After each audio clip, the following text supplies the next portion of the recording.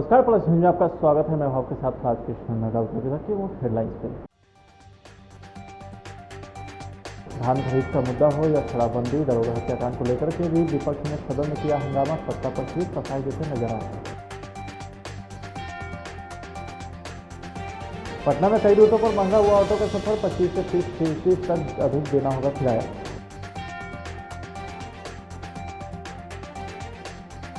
शुक्रवार से शुरू हो गई इंटरमीडिएट परीक्षा की कॉपी की जांच, राज्य भर में 130 केंद्र बनाए गए।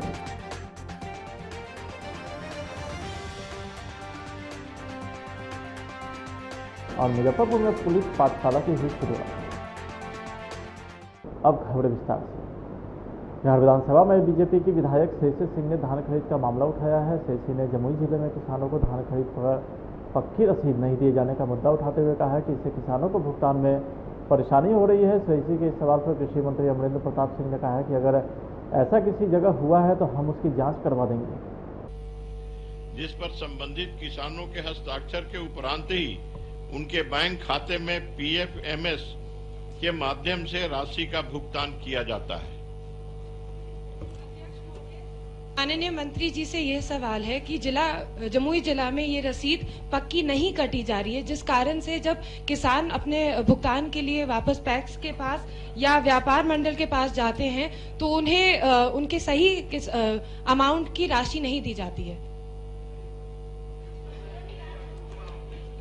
अभी आप बड़े सदस्य हैं, वो अभी पूरा पूछ रहे हैं, आप बीच में खड़े कहाँ का, वो अभी जवाब देंगे मंत्री। आप बड़े सदस्य हैं, बैठिए।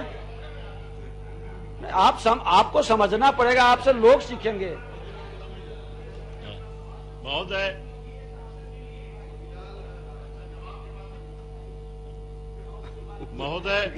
धान क्रय की मात्रा और भुगते न्यूनतम समर्थन मूल्य की राशि अंकित रहती है उस पर, जिस पर संबंधित किसानों के हस्ताक्षर के उपरांत ही उनके बैंक खाते में PMS के द्वारा वह राशि जाती है। यदि माननीय सदस्य को कोई स्पेसिफिक जानकारी हो कि इस समिति ने ऐसा किया या फिर पूरे जिले में ऐसा हुआ है, तो हम उसका रिपोर्ट अलग से उनको दे सकते हैं, उसका जांच करवा सकते हैं, उसका हम जांच करवा। हाँ, एक में माननीय सदस्य जवाब दे रहे हैं मंत्री। स्पेसिफिक का है कि किसी प्रखंड में किसी उसमें आप पैक्स और ये व्यापार मंडल के द्वारा ऐसा हुआ है तो हम स्पेसिफिक बोले तो उसका जांच करवा देंगे। अध्यक्ष महोदय, खास तौर से जमुई जिला के लिए एक मिनट, माननीय सदस्य जो प्रश्न करते हैं उनको 2 से 3 पूरक पूछने का है अधिकार। आप धैर्य रखें, उनका पूरक हो जाए तभी उठें। चलिए बोलिए। अध्यक्ष महोदय, माननीय मंत्री जी से यही अनुरोध है कि इसकी जांच करवा दें, और यदि जमुई जिला में ऐसा हो रहा है तो ये सही नहीं है। और जिस रसीद की बात की जा रही है उस पे सिर्फ किसान का हस्ताक्षर होता है, लेकिन वो कोई पक्की रसीद नहीं होती है, जिस कारण से जब वो लोग अपने भुगतान के लिए जाते हैं तो बाद विवाद में उनको सही रकम नहीं मिलती है। माननीय मंत्री महोदय, मैंने पहले ही कहा है कि अगर स्पेसिफिक कहें तो हम जांच करवा दें। राजद विधायक विधानसभा के मुख्य द्वार पर प्रदर्शन करते रहे, साथ ही शराबबंदी कानून का कड़ाई से लागू करने की मांग भी कर रहे थे। राजद के नेता सीतामढ़ी में शराब माफिया के द्वारा दरोगा की हत्या की जांच की मांग कर रहे हैं। सीतामढ़ी के पुलिस मुठभेड़ को लेकर के विधान परिषद के बाहर विपक्ष ने सरकार के खिलाफ जमकर नारेबाजी की। शराबबंदी है, लेकिन कल ही हमने देखा, जो पहले से आशंका हम लोग की रहती थी कि पुलिस और प्रशासन की ढिलाई के चलते शराब अवेलेबल है, उसकी कल पुष्टि हो गई। सीतामढ़ी में एक सब इंस्पेक्टर जब छापा मारने गया तो उसकी हत्या कर दी। ये चिंता का विषय है। अगर पुलिस और पुलिस के अधिकारी के जान माल ही सुरक्षित नहीं है तो समझ लीजिए कि शराब माफिया कितना पावरफुल है बिहार में। ये क्यों हुआ, इस पर बड़ा प्रश्न चिन्ह है। हम लोगों ने कई बार सदन में उठाया है, लेकिन कल की घटना ने कई प्रकार की चिंताओं को जन्म दिया है। तो आज इस संबंध में भी हम लोगों का परिषद के अंदर में कई प्रकार के कार्य स्थगन प्रस्ताव हैं, और सरकार से इस बारे में हम लोग स्पष्ट रूप से जानना चाहते हैं कि वो आखिर कैसी शराबबंदी कानून को बिहार में लागू करना चाहते हैं। महंगाई को लेकर भी हम लोगों ने कई बार कहा है। आज फिर रसोई गैस की कीमत 25 रुपये प्रति सिलेंडर बढ़ा गया। 4 दिन पहले 50 रुपये बढ़ाया। फरवरी में चौथा ये मौका है, चौथी बार गैस के सिलेंडर की कीमतों में वृद्धि हुई है। पेट्रोल डीजल में रोज बढ़ा ही रहे। तो आखिर अपने खजाना को भरने के लिए केंद्र सरकार हो या बिहार सरकार, दोनों तत्पर है। क्या बिहार की जनता के हितों का कोई ख्याल नहीं है?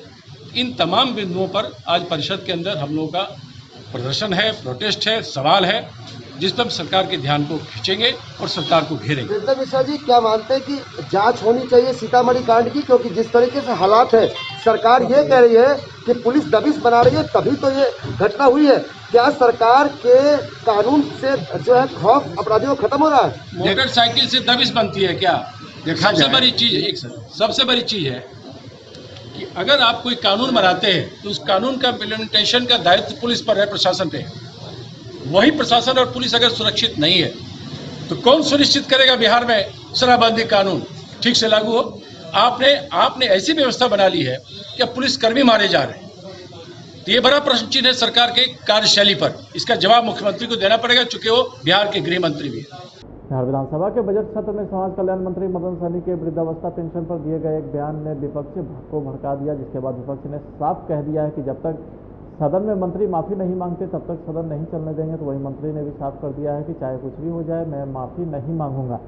दरअसल बिहार सरकार के मंत्री मदन सहनी विधानसभा में चर्चा के दौरान वृद्धावस्था पेंशन को लेकर के विपक्ष के सवालों का जवाब दे रहे थे, जिसमें विपक्ष ने आरोप लगाया कि वृद्धावस्था पेंशन में गड़बड़ी हो रही है। इसी पर विरोधियों ने खासकर राजद पर समाज कल्याण मंत्री मदन सहनी ने यह कहकर चुटकी ली कि राजद के लोग वृद्धावस्था पेंशन सहित कई योजनाओं में लाभुक के अकाउंट में डायरेक्ट पैसा जाने की वजह से कमीशन नहीं ले पाते हैं।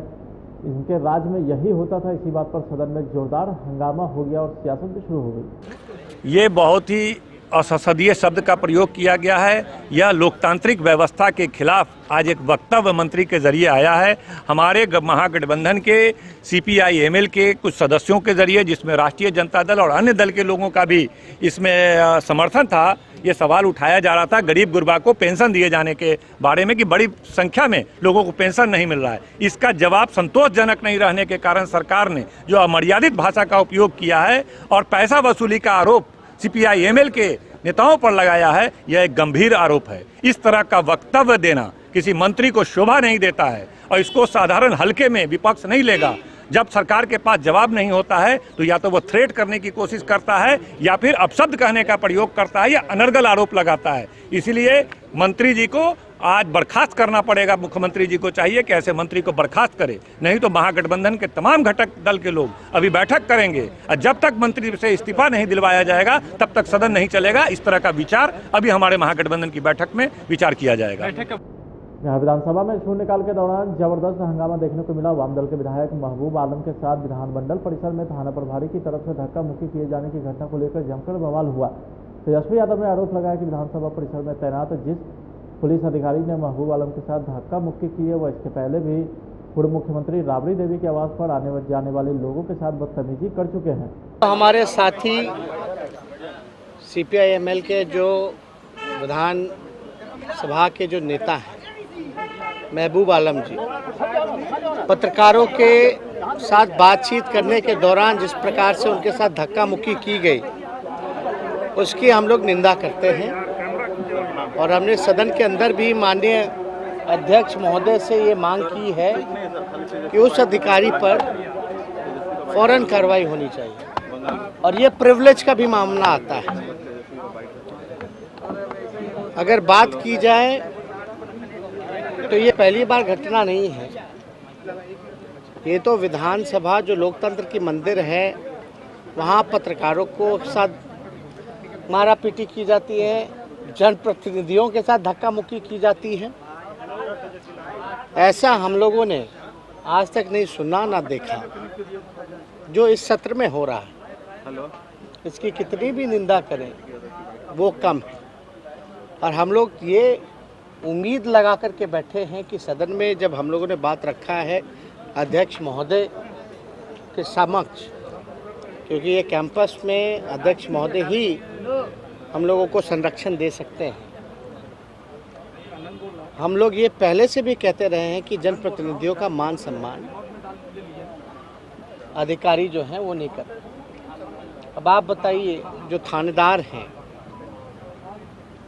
विधानसभा में कैंपस के अंदर अगर वो विधायक एक दल के जो नेता हैं उनके साथ धक्का मुक्की करेंगे तो उनसे जो बड़ी अधिकारी हैं उनका मन कितना बड़ा हुआ हो सकता है वो आप समझ सकते हैं। तो हम लोग तो ये शुरू दिन से कहते हैं कि नीतीश जी के राज में अफसरशाही चरम सीमा पर है। हम लोग चाहते हैं कि इस पर तुरंत कार्रवाई की जाए। इंटरमीडिएट उत्तर पुस्तिका का मूल्यांकन 26 फरवरी से शुरू होगा। इस बार इंटर परीक्षा के मूल्यांकन के लिए राज्य भर में 130 केंद्र बनाए गए हैं। 2020 की तुलना में यह केंद्र अधिक है। 2020 में कुल 126 मूल्यांकन केंद्र पर कॉपी की जांच की गई थी। केवल पटना जिले में 8 मूल्यांकन केंद्र बनाए गए थे जहां इंटर कॉपी की जांच होगी। मूल्यांकन का काम 8 मार्च तक चलेगा। इसके लिए बिहार बोर्ड ने सभी तैयारियां पूरी कर दी है। सभी जिलों के स्ट्रांग रूम से उत्तर पुस्तिका को केंद्र पर भेज दिया गया है। मूल्यांकन में शामिल होने वाले परीक्षक को केंद्र पर योगदान देना होगा। अगर कोई परीक्षा के मूल्यांकन केंद्र पर योगदान नहीं देता है तो उसके खिलाफ बिना परीक्षा संचालन अधिनियम 1981 की धारा के अंतर्गत कठोर कार्रवाई की जाएगी। डीजल पेट्रोल की बढ़ी कीमत का असर बिहार में भी दिखने लगा है। पटना में ऑटो यूनियन के किराए में वृद्धि कर दी है। पटना में ऑटो के सफर करना महंगा होगा। 25 से 30% तक किराया बढ़ चुका है। हालांकि परिवहन विभाग ने ऑटो किराए की कोई नई दर जारी नहीं की, पर ऑटो यूनियन का किराया बढ़ा है। कहने को यह वृद्धि 25 से 30% के बीच की गई है, लेकिन अलग अलग पॉइंट के बीच इस वृद्धि को देखने पर यह 10 से 100% तक है। सबसे अधिक वृद्धि न्यूनतम किराया में की गई है। इसे अब 5 की बजाय 10 रुपये कर दिया गया है। ऑटो रिक्शा के किराए में वृद्धि की मांग पिछले कुछ दिनों से चल रही थी। 11 फरवरी को DTO, RTS सेक्रेटरी और ऑटो यूनियन के इस मुद्दे पर बैठक भी हुई थी। इस बैठक में किराया निर्धारण की प्रक्रिया शुरू करने पर सहमति बनी थी और कुछ ऑटो यूनियन ने सुझाव भी दिए थे। बचत तो नहीं हो रहा है, अभी तो कोरोना के चलते पैसेंजर है नहीं। अच्छा। और उसके बाद इतना रेट बढ़ गया। और सबसे बड़का दिक्कत तो ये है कि आज तक कोई आवाज़ नहीं उठा रहा है कि इतना बढ़ गया तेल। ये पहले तो लोग उठा रहा था आवाज़, आज कोई नहीं उठा रहा है। हाँ, 100 रुपये माने 93 रुपये लीटर हो गया है। आज कोई आवाज़ उठाने वाला नहीं है। पटना सिटी के कंगन घाट गुरुद्वारा में गुरु गोविंद साहिब के 48 घंटे का अखंड पाठ का समापन हुआ। तो वहीं अखंड पाठ ग्रंथी कृपाल सिंह की देखरेख में हो रहा था। जहां अखंड पाठ के समापन पर धार्मिक व शब्द कीर्तन का आयोजन किया गया। तो वहीं कंगन घाट गुरुद्वारा के पास खाली पड़ी जमीन पर 10,000 बच्चों की क्षमता वाले स्कूल भवन की नींव भी रखी गई। तो वहीं प्रबंधक कमेटी के अध्यक्ष अवतार सिंह हित और महासचिव महेंद्र पाल सिंह ढिल्ला ने बताया कि संगत को ठहरने के लिए बनने वाले रिहायशी का निर्माण संत बाबा हरवंश सिंह कार सेवा वाले अनुयायी बाबा वीर सिंह की देखरेख में होगा। भैया आज जो हम लोग का स्कूल जो पहले अंदर में था उसकी नींव रखी गई है स्कूल की यहाँ पर कंगन घाट में। यहाँ हम लोग स्कूल बनाने जा रहे हैं ताकि वो जो जगह हमारी है उसको हम लोग रहस्य में सराय में बदलने का प्रोग्राम हम लोग का है। रहने का जो तकलीफ यहाँ होती है यात्रियों को उससे बहुत हल हो जाएगा उस मसले से। इसलिए तो ये डिसाइड कमेटी ने किया है। अपने बाबा जी दिल्ली वाले बाबा जी को कार सेवा उनको उन्हीं के थ्रू ये कार सेवा मिल कर रहे हैं। आज तक लगा है, आज से काम चालू हो गया है। किस स्कूल को? यहाँ हमारे चारों वहाँ स्कूल है ना, चारों को हम लोग यहाँ शिफ्ट करने जा रहे हैं। गुरु गोविंद सिंह मिडिल है, हाई स्कूल है, गर्ल्स स्कूल है, बॉय स्कूल है, ये सब जो है सभी को यही लाएंगे। कितने? ये कम से कम यहाँ 10,000 स्टूडेंट का पूरा हम लोग का कितना और 35 से ज़्यादा एक क्लासरूम में हम लोग आदमी नहीं रखेंगे जगह, ताकि आजकल कोविड का भी चला हुआ है उसको रख के। कितने दिनों में ये काम बनकर ये साल भर में तैयार हो जाएगा। रोहतास जिले के करगहर थाना क्षेत्र के बहुआरा सहित कई गांव में शराब बिक्री जोरों पर है। करगहर थाना क्षेत्र के बहुआरा, खडेर और परस्तुआ ओपी के भगवानपुर और बरसाला में 4 लोगों की संदिग्ध अवस्था में मौत हो गई, जबकि शोभीपुर और भगवानपुर गांव के 2 लोगों को आंख की रोशनी जाने के बाद ग्रामीण का गुस्सा अब करगहर पुलिस के ऊपर साफ तौर पर दिख रहा है। ग्रामीणों ने करगहर पुलिस पर शराब धंधेबाजों से मिलकर शराब बिक्री कराने का आरोप भी लगाया है।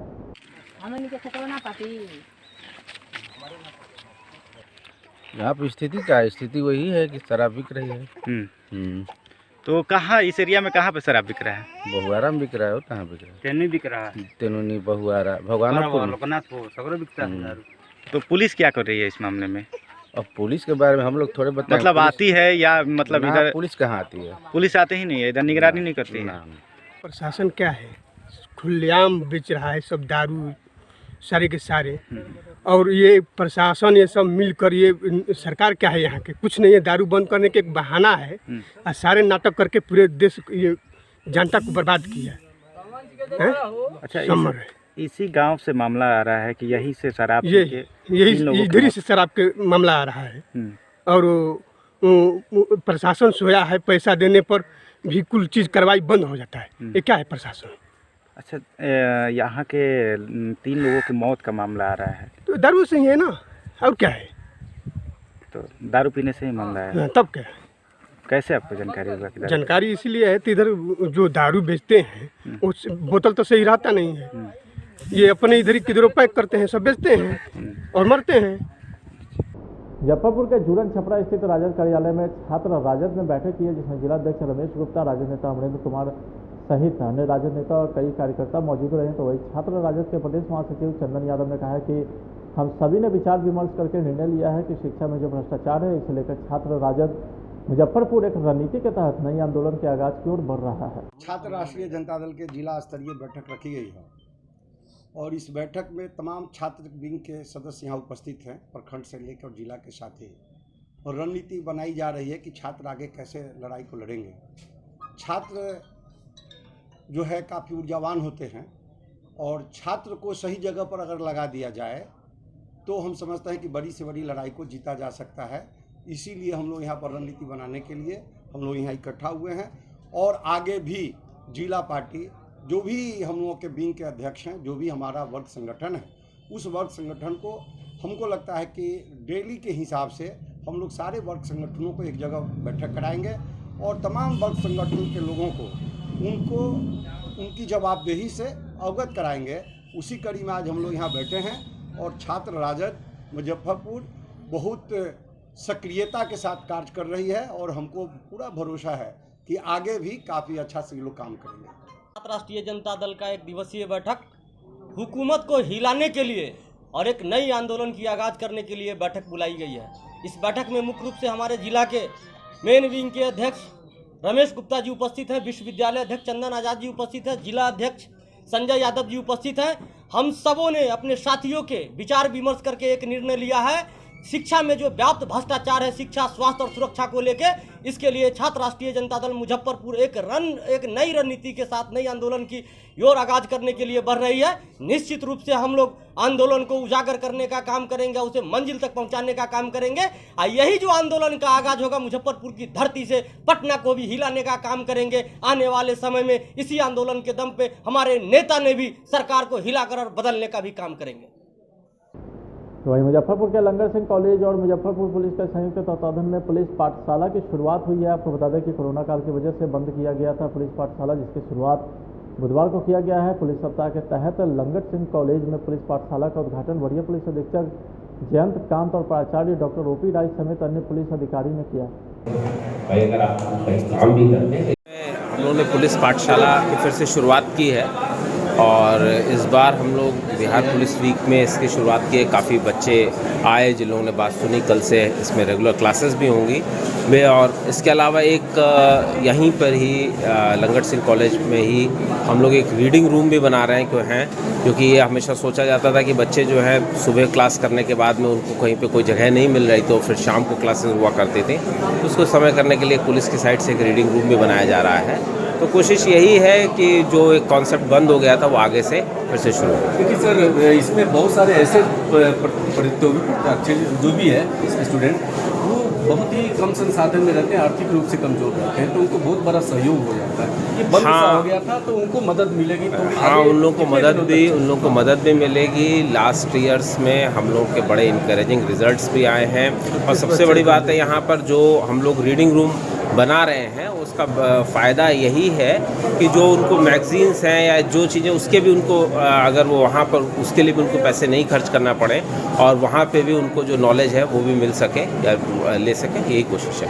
पटना से सटे बाढ़ अनुमंडल के सखसौड़ा थाना अंतर्गत कैया गांव में दो पक्षों के बीच जमकर तलवारबाजी में जहां 70 साल के रिटायर्ड शिक्षक राम पदारथ पासवान की मौत हो गई, तो वहीं 3 लोग गंभीर रूप से जख्मी हैं। सभी जख्मी को पीएमसीएच रेफर कर दिया गया है, जबकि 2 घायल शख्स का इलाज सदर अस्पताल बाढ़ में चल रहा है। घटना के संबंध में बताया जाता है कि बरसों से चली आ रही जमीनी विवाद मध्यरात्रि में उस समय भीषण रूप ले लिया जब विवादित जमीन को एक पक्ष द्वारा दीवार लगाकर जबरन कब्जा किया जा रहा है। हुआ है बाट बना नाला बना रहा था, नाला बनवा रहा था। हम लोग मतलब वाया बोला कि बल हम बना देंगे इसको, हम मुकाम जैसे हुआ वैसे मुकाम की तरह हम कर देंगे। उस बात हम सब कोई नहीं हमारा परिवार कोई नहीं कुछ बोला। एक ही किए कि मतलब वो 12 बजे रात में वो नाला गली को घेर रहा था। ये देखने के लिए जा रहे थे तो वहाँ पहुँच भी नहीं पाए, रास्ते में घेर करके उसको मार काट दिया सब मिलकर। कौची से काट दिया था? तो अब काकुट रखा था और वही काकुट से काट दिया और लाठी से भी मारा है और खंती से भी मारा है। तो कितने एक की मौत हुई यार? घायल कितने हैं? घायल तो पैर कटा हुआ, हाथ कटा हुआ है। घायल कितने हैं? 3 आदमी घायल है, एक PMCH में भर्ती है। पूर्णिया पुलिस अधीक्षक ने महज 48 घंटे में चोलामंडलम फाइनेंस कंपनी लूटपाट का उद्भेदन किया है। चोला फाइनेंस कंपनी के कर्मचारी संजीव यादव ने कस्बा थाना क्षेत्र के मार्फत पेट्रोल पंप के समीप कलेक्शन से भरा बैग जिसमें कि 2,32,020 रुपया और एक मोबाइल था ज्ञात अपराधी के द्वारा लूटने की घटना का कांड अंकित कराया था। पुलिस अधीक्षक दयाशंकर सिंह के द्वारा टीम गठित कर अनुसंधान करने पर व कड़ाई से पूछताछ करने पर कर्मचारी के द्वारा अपना गुनाह कबूल लिया, जिसके बाद पुलिस ने उसे न्यायिक हिरासत में जेल भेजा। थाना से संपर्क स्थापित करके हम लोग और भी लीड डेवलप कर रहे हैं। इसमें 22/2/2021 की रात्रि 9 से 9:30 बजे के आसपास वादी संजीव कुमार यादव के द्वारा कस्बा थाना अंतर्गत एक आवेदन दिया गया और कहा गया कि चोला मंडलम इन्वेस्टमेंट एंड फाइनेंस कंपनी में कार्यरत हैं और इनके द्वारा 2,32,000 रुपये लेकर घर जाया जा रहा था। इसी क्रम में अज्ञात अपराध कर्मियों के द्वारा इनसे 2,32,000 रुपये और मोबाइल के साथ बैग था जिसकी लूट कर ली गई। सूचना घटना की प्राप्त होते ही तत्काल अनुमंडल पुलिस पदाधिकारी सदर के नेतृत्व में टीम की गठित की गई और इस टीम के द्वारा तकनीकी साक्ष्य को आधार बनाते हुए और इनके रूट चार्ट को जो फॉलो किया गया तो ये पता चला कि वादी के द्वारा स्वयं 2,32,000 रुपये गबन करने के नियत से लूट की एक झूठी FIR दर्ज कराई गई। इस 2,32,000 के रकम में से 89,000 रुपये पुलिस के द्वारा वादी के पास से बरामद कर लिया गया है। बाकी रुपए और मोबाइल की बरामदगी के लिए भी छापेमारी की जा रही है। पहले भी इस तरह की घटनाएं आई हैं सामने? इस तरह की घटनाएं आती हैं, उद्भेदित भी होती हैं। तो आप लोगों के माध्यम से पुनः एक बार मेरा सभी CSP संचालकों और स्मॉल फाइनेंस कर्मी जो हैं उनसे आग्रह है कि चाहे रुपए का अमाउंट जो भी हो, अगर आपको ट्रांजैक्शन करने के दौरान, क्षेत्र में निकलने के दौरान पुलिस की आवश्यकता महसूस होती है तो आप ज़रूर संबंधित थाने को संपर्क करें, चाहे वो समय कोई भी हो। आपको संबंधित जगह तक ज़रूर एस्कॉर्ट करके पहुंचाया जाएगा। ये आप लोगों से नम्र निवेदन है। समस्तीपुर के ताजपुर प्रखंड विकास पदाधिकारी मनोज कुमार के द्वारा पंचायत समिति सदस्य का अधिकार हनन किया जा रहा है, जिसके खिलाफ पंचायत समिति सदस्यों ने प्रखंड प्रशासन के खिलाफ 1 दिवसीय भूख हड़ताल पर बैठ गए। वहीं हड़ताल पर बैठे पंचायत समिति सदस्यों ने बताया कि प्रखंड में 21 पंचायत समिति सदस्य है, लेकिन प्रखंड विकास पदाधिकारी के द्वारा सिर्फ 7 पंचायत समिति सदस्य पर ही विशेष ध्यान दिया जा रहा है। भूख हड़ताल पर 13 सदस्यीय समिति बैठे हैं।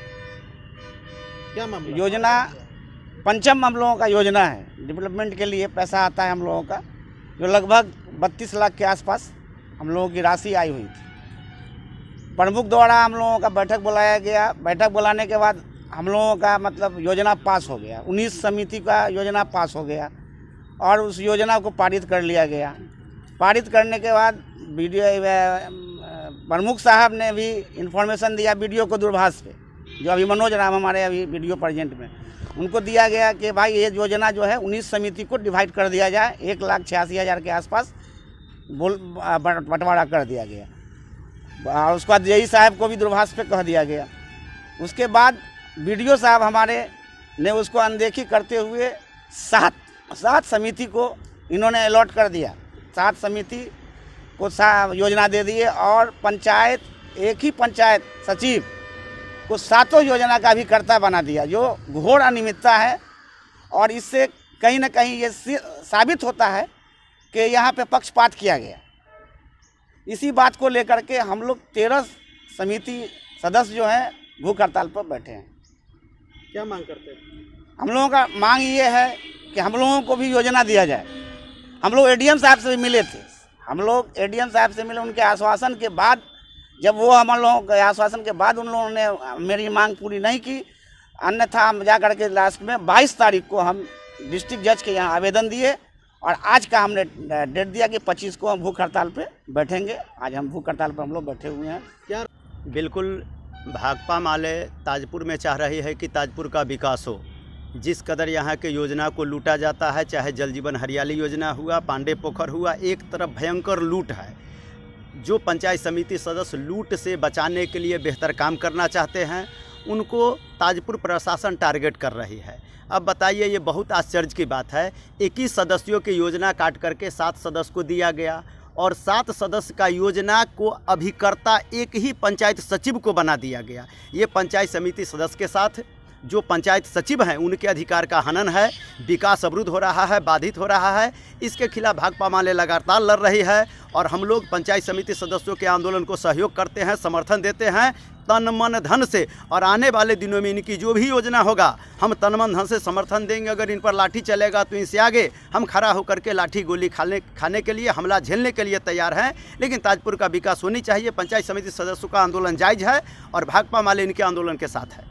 मुजफ्फरपुर जिले के प्रत्येक प्रखंड में राशन कार्ड संबंधित समस्या देखने को मिलता है। लोग अपनी अपनी समस्या को लेकर प्रखंड के कार्यालय से दूसरे कार्यालय का चक्कर काटते रहते हैं, लेकिन उनकी समस्या संबंधित वरीय अधिकारी तक पहुंच पाती है। ऐसे में एसडीओ पूर्वी कुंदन कुमार ने एक सराहनीय पहल की शुरुआत की है। आपको बता दें कि प्रत्येक गुरुवार को अपने कार्यालय में राशन संबंधित मामलों का निष्पादन करने के लिए लोगों की समस्या से रूबरू होते हैं। राशन कार्ड धारकों की समस्या का निपटारा भी किया जाता है। पेट्रोल और डीजल के मूल्य में वृद्धि के खिलाफ घरेलू गैस सिलेंडर के दामों में बेतहाशा वृद्धि को लेकर आम जनता में खासा आक्रोश है। तो वहीं गैस सिलेंडर के मूल्य में हुए बढ़ोतरी के विरोध में पटना सिटी के खचकला स्थित बॉली मोड़ के पास आम जनता और राजद नेता कार्यकर्ता ने अशोक राजपथ को जमकर हंगामा किया। साथ ही केंद्र सरकार के खिलाफ जमकर नारेबाजी भी की। तीसरी बार गैस का दाम 25 रुपया बढ़ा है। ये महंगाई जो गरीब के बजट पूरी तरह से गड़बड़ा गया है। पेट्रोलियम पदार्थों के मूल्य इतना ज़्यादा बढ़ गया है, लोग सामान जहां 5 रुपये का मिलता था आज 20 रुपये मिल रहा है। लोग परेशान हैं। ट्रांसपोर्टिंग जो होता है, ट्रांसपोर्टिंग चार्ज बढ़ गया है। तमाम चीज़ महंगाई आसमान पर छू रही है। हम उस नरेंद्र मोदी की सरकार जो झूठी है, जो देश में को गुमराह करने का काम किया, देश को झूठ बोलकर सत्ता में आने का काम किया, हम ऐसे अच्छे दिन को याद दिलाना चाहते हैं जहां नरेंद्र मोदी और उनके तमाम पार्टी के नेता ने कहा था कि 350 का गैस चाहिए या 250 का गैस चाहिए। 250 वाला गैस मेरी सरकार बनेगी तो देंगे। आज 900 रुपया हो गया और सब्सिडी नील हो गया। ये देश की जनता के साथ ठगने का काम किया है, गुमराह करने का काम किया है। आने वाले दिनों में ये जनता, देश की जनता माफ नहीं करेगी। आज पटना साहिब राष्ट्रीय जनता दल ने विरोध प्रकट करके लगातार इस मूल्य वृद्धि के खिलाफ आक्रोश प्रकट कर रहे हैं और सरकार को बाध्य कर देंगे कि जब तक पेट्रोलियम पदार्थ की मूल्य वृद्धि वापस नहीं होगी, इस तरह आंदोलन सड़क पर गरीब जनता के साथ ठगने का काम करेंगे। पटना के प्रथम मेयर व विधानसभा सदस्य कृष्णनंदन सहाय के पुत्र रविनंदन सहाय का बीती रात पटना के एक निजी अस्पताल में निधन हो गया। बताया जाता है कि रविनंदन सहाय बड़े उद्योगपति व समाजसेवी के साथ साथ अखिल भारतीय कायस्थ महासभा के राष्ट्रीय अध्यक्ष भी थे, जो गंभीर बीमारी से लंबे समय से ग्रसित थे, जहां उनका इलाज पटना के एक निजी अस्पताल में चल रहा था। तो वहीं बीती रात उनका निधन होने से कायस्थ महासभा के लोगों में शोक सभा की लहर दौड़ गई। तो वहीं उनके पार्थिव शरीर को निवास स्थल मुजफ्फरपुर ले जाने के क्रम में पटना के महात्मा गांधी सेतु के गायघाट पर कायस्थ महासभा के लोगों ने उनके पार्थिव शरीर पर पुष्पांजलि अर्पित कर नमन किया। स्वर्गीय रविनंदन सहाय चित्रकूट आदि मंदिर के राष्ट्रीय कार्यकारी अध्यक्ष थे और कई संस्थाओं से जुड़े हुए थे और अखिल भारतीय कायस्थ महासभा के राष्ट्रीय अध्यक्ष थे। आज लंबी बीमारी के बाद जो है पारस हॉस्पिटल में उनका निधन हो गया और उनका डेड बॉडी जो है आज दाह संस्कार के लिए पहलेजा घाट पर जा रहा था। यहाँ से मुजफ्फरपुर चूँकि उनका निवास है, वहाँ होते हुए पहलेजा घाट जाएंगे। हम लोग गाय घाट पुल पर पूरे पटना सिटी के लोग आकर करके उनको श्रद्धा सुमन अर्पित किए और माल्यार्पण किए और उस शोक संतप्त परिवार के लिए हम लोग भगवान से प्रार्थना करते हैं कि उनको अपने शरण में जगह दें। इंसान स्वार्थ व खाने के लालच में कितना गिर गया है, इसका जीता जागता उदाहरण होता है समाज में व्याप्त कुरीतियाँ। ऐसे ही पीड़ा देने वाली कुरीतियाँ वर्षों पहले कुछ स्वार्थी लोगों ने भोले भाले जनता में फैलाई थी, वह है मृत्यु भोज। मानव विकास के रास्ते में यह गंदगी कैसे पनप गई, यह समझ से पड़े हैं, लेकिन इंसान बेईमानी दिमाग की करतूतें देखो कि यहाँ किसी व्यक्ति के मरने पर उसके साथी सगे संबंधी भोज करते हैं, मिठाई बांटते हैं, जो कि सामाजिक बुराई है। इसे खत्म करने के लिए हम सभी को जागरूक होकर काम करना होगा। यह बातें सुपौल जिला में राष्ट्रीय युवा महासंघ के अध्यक्ष इंजीनियर LK निराला ने एक समाजसेवी वृद्ध महिला के श्रद्धांजलि सभा में कही। एक कलंक की प्रथा है, इसको यदि समय रहते समाप्त नहीं किया जाएगा तो ये दीमक के भांति समाज को खोखला कर देगा। इसलिए समाज के बुद्धिजीवियों को, युवाओं को आगे आकर खास पहल कर इस कलंक की प्रथा को समाज से उखाड़ फेंकने की जरूरत है। इस दिशा में हम लोग राष्ट्रीय युवा महासंघ अपने स्थापना काल से ही बाल विवाह, दहेज प्रथा और मृत्यु भोज जैसे कलंक की प्रथा को उखाड़ फेंकने के लिए कृत संकल्पित है। इसी दिशा में आज हम लोग ये श्रद्धांजलि सभा का आयोजन किए थे और हम एक संदेश दे रहे हैं कि मृत्यु भोज मृतक का अपमान है, इसके बदले आप पुष्पांजलि सभा कीजिए।